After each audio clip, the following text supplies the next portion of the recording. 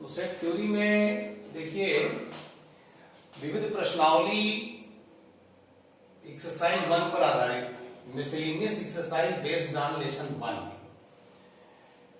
तो इसके पहले जो हमने बताया था 1.6 आपको समझ में आया ही होगा।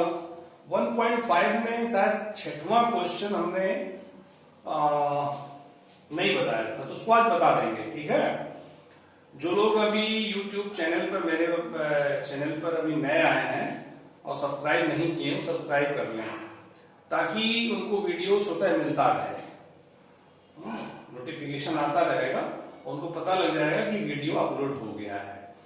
और आप लोग पढ़ाई करते हैं और आपको समझ में आता है, अच्छा समझ में आता है, तो लाइक कर दिया करिए ताकि हमें लग जाए कि हमने जो पढ़ाया वो ठीक है, आपके समझ में आ गया है, तो हम और आगे अच्छा और पढ़ाएंगे, ठीक है। और अगर कहीं दिक्कत होती है तो कमेंट जरूर लिख दिया करिए, दिक्कत हो रही है सर, तो अगली वीडियो में उसमें सुधार हो जाएगा।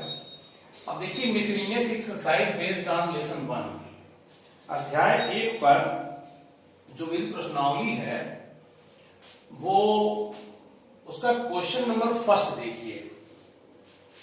कह रहा है कि निम्नलिखित समुच्चयों में से कौन किसका उप समुच्चय है, इसका निर्णय कीजिए। 4 समुच्चय दिए हैं, A B C D. B C D जो दिए हैं ये रोस्टर फॉर्म में दिए हैं, अवयवों को अलग अलग कामा लगा के लिख दिए हैं। और जो ए समुच्चय दिए हैं ये समुच्चय निर्माण विधि से दिए हैं।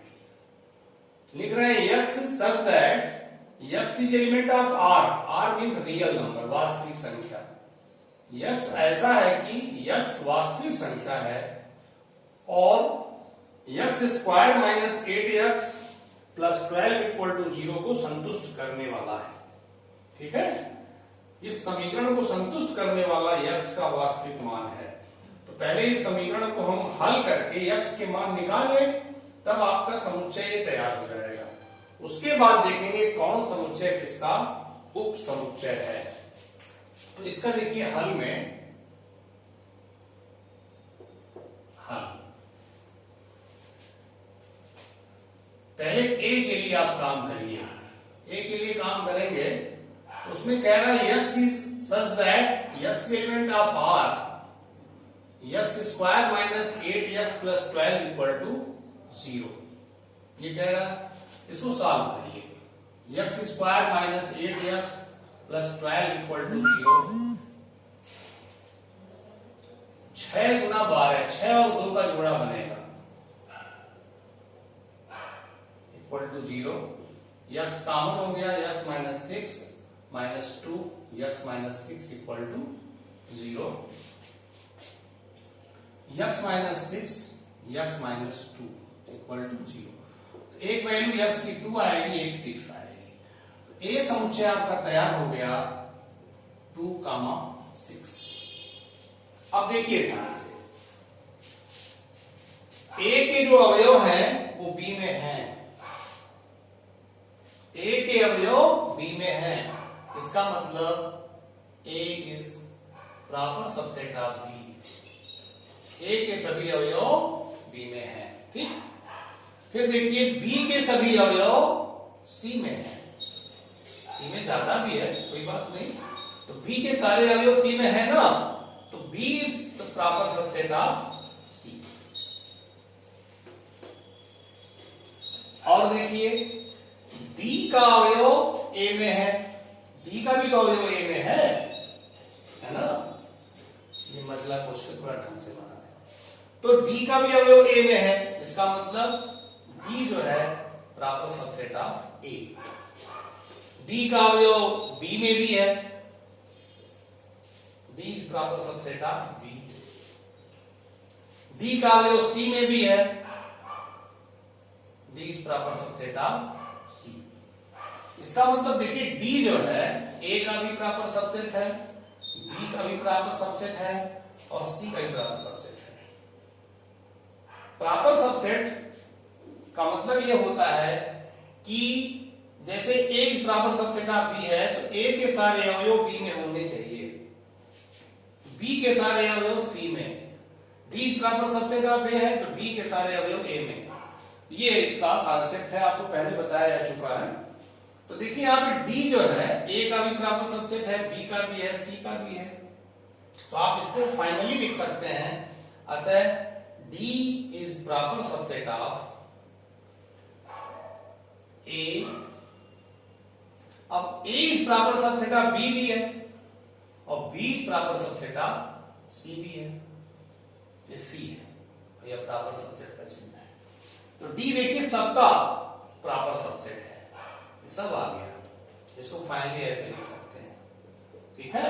ये क्वेश्चन आप नोट कर लीजिए, कोई दिक्कत होगी आप पूछिएगा। दूसरा क्वेश्चन देखिए, दूसरा क्वेश्चन कह रहा है ये कि ज्ञात कीजिए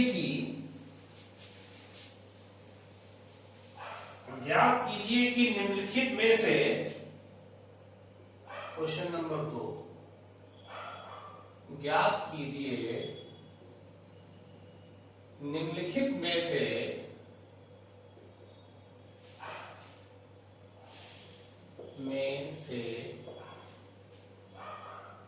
प्रत्येक कथन सत्य है या असत्य है। थोड़ा इसको कायदे से बताना पड़ेगा, इसलिए लिख ले रहे हैं क्वेश्चन, सत्य है या असत्य है।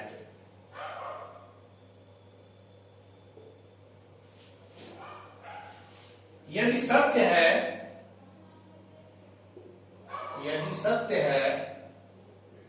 तो उसे सिद्ध कीजिए,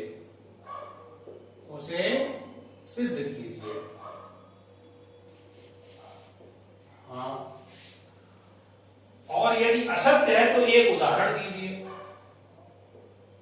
और यदि असत्य है तो एक उदाहरण दीजिए।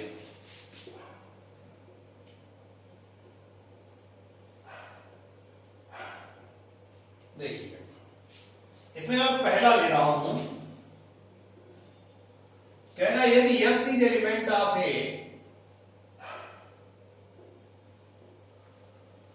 तथा a is element of b,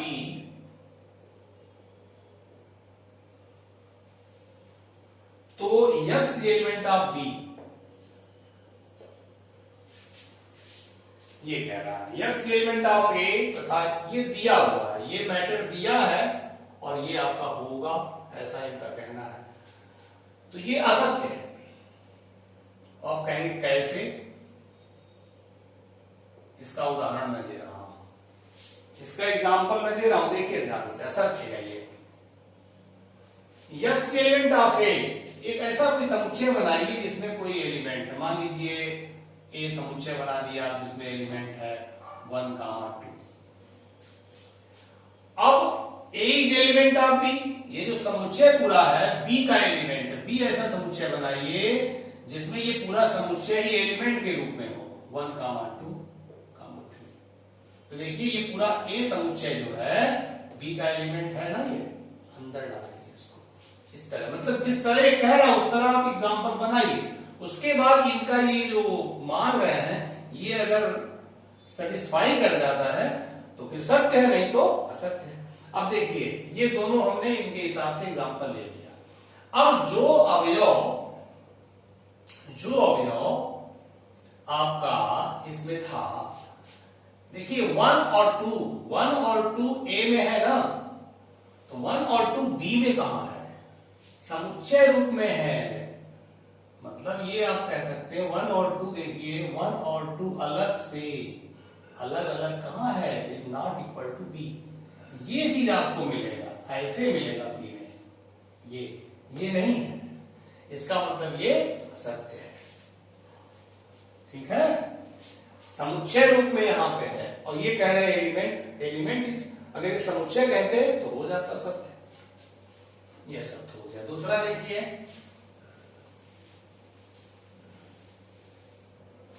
दूसरा कह रहे हैं यदि A is proper subset of B तथा B is element of C, तो A is element of C। यदि इतना ये दोनों हो तो ये होगा। तो ये भी असत्य है। कैसे? इसका एग्जाम्पल दीजिए। एग्जाम्पल देखिए, A is proper subset of B। कोई ऐसा समुच्चय बनाइए जिसमें A मान लीजिए बना दिए, तो B ऐसा बना दीजिए जिसमें 1 2 जरूर हो, 1 2 3। ठीक है, तो A is proper subset of B जैसा बन गया एग्जाम्पल। अब कह रहा B is element of C, तो B में ये पूरा डालिए समुच्चय उठा करके C में B का पूरा एलिमेंट आप डाल दीजिए ऐसे 1 2 3, ये पूरा B। और कोई और रख दीजिए, 4 रख दीजिए, 5 रख दीजिए, है ना।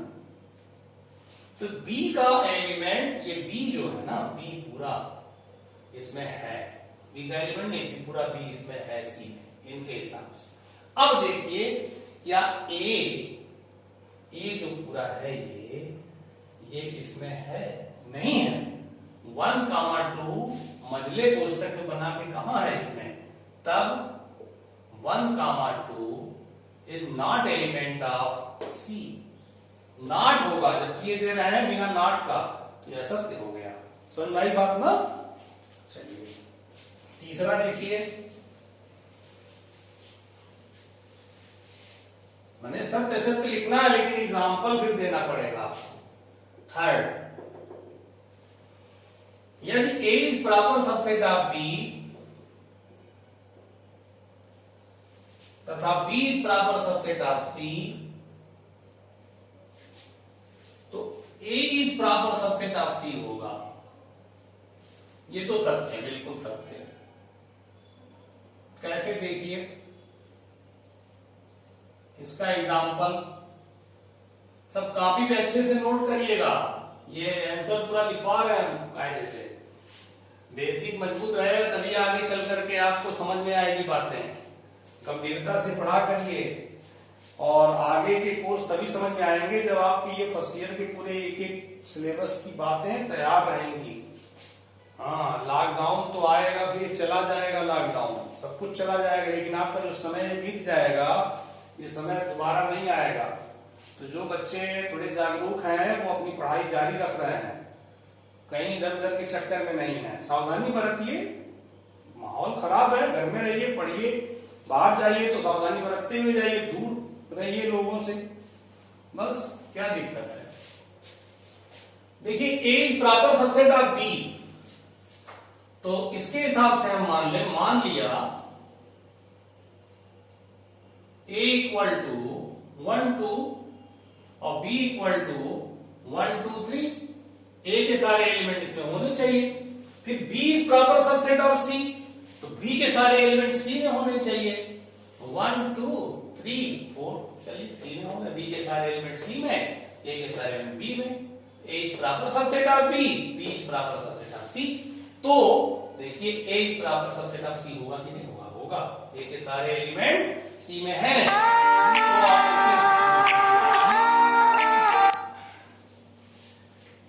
A के सारे सबसेट C में है। यहां पे देखिए आपका 1, 2 is proper subset of 1 2 3 4। A is proper subset of C। ठीक है। तो अब देखिए चौथा question,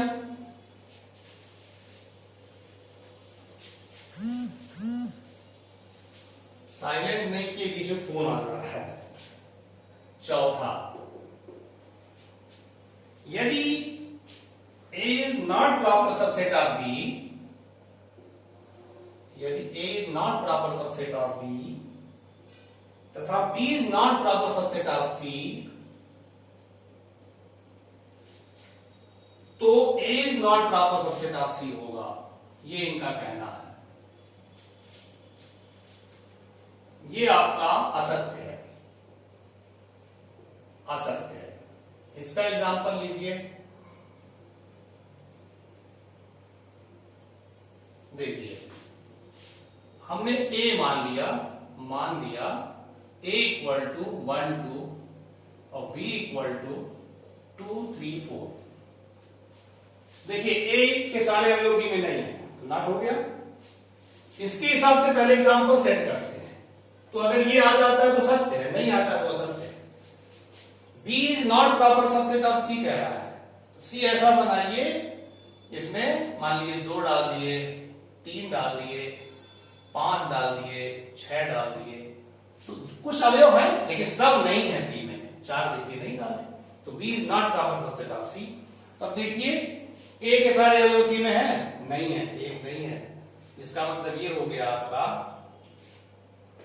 a is not proper subset of. इसमें आप एक भी डाल सकते हैं, मतलब ये एग्जाम्पल बन सकता है, जानबूझ करके ऐसा नहीं बनाना है। मतलब ये कभी ना बने तब ये असत्य है, तब ये सत्य है, कभी ना हो, लेकिन यहां बन सकता है। देखिए a is not proper subset of b, this satisfied. b is not proper subset of c, ये भी सेटिस्फाई हो रहा, but a is proper subset of c। यहां पे साफ देखिए a के सारे एलिमेंट आपके c मिल रहे हैं, तो ये आपका a is proper subset of c होगा।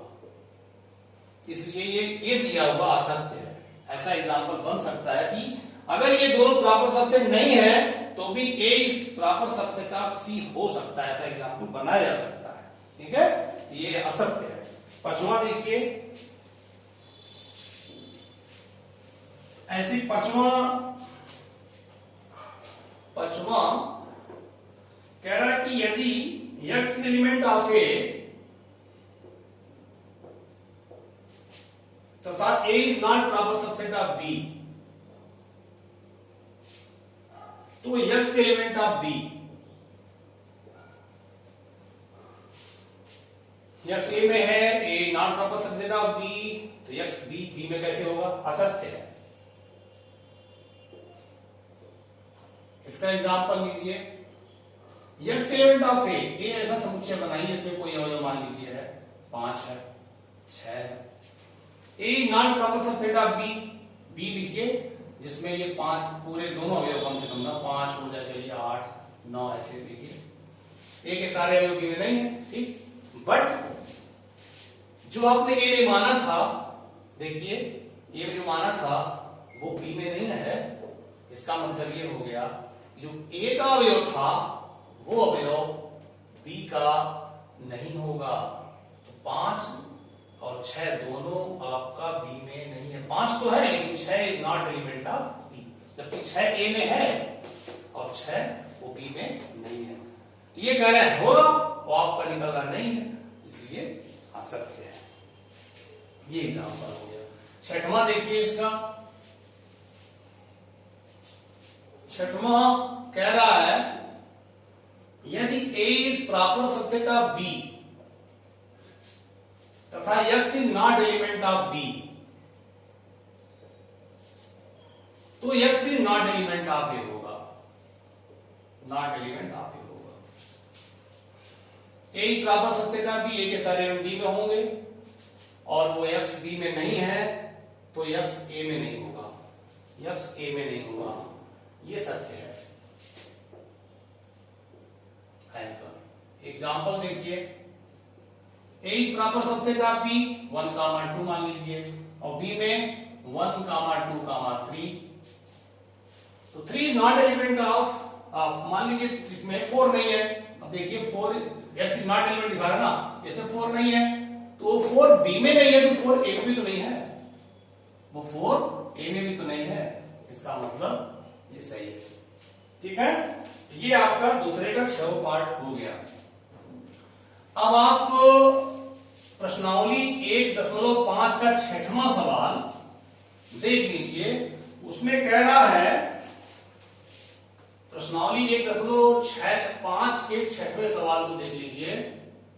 प्रश्नावली 1.5 का 6वां सवाल कह रहा है कि मान लीजिए किसी समतल में स्थित सभी त्रिभुजों का समुच्चय सार्वत्रिक समुच्चय है और एक उन सभी त्रिभुजों का समुच्चय है जिनमें कम से कम एक कोण 60 अंश से भिन्न हो। तो a डैश क्या होगा, a डैश बराबर u माइनस a।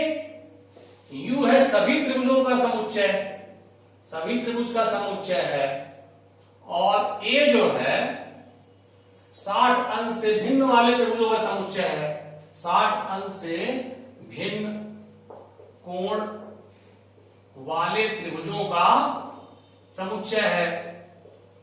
अब देखिए, जब 60 अंश से भिन्न कोण वाले त्रिभुजों का समुच्चय निकाल देंगे सभी त्रिभुजों में से, तो वो त्रिभुज बचेंगे जिनके प्रत्येक कोण 60 अंश होते हैं। 60 अंश से भिन्न वाला निकल गया ना, तो प्रत्येक कोण 60 अंश वाले जितने त्रिभुज होंगे वो सारे त्रिभुजों का समुच्चय बनेगा। इसका मतलब समबाहु त्रिभुज ऐसा होता है जिसके प्रत्येक कोण 60 अंश होते हैं। समबाहु त्रिभुजों का समुच्चय आंसर आपका होगा,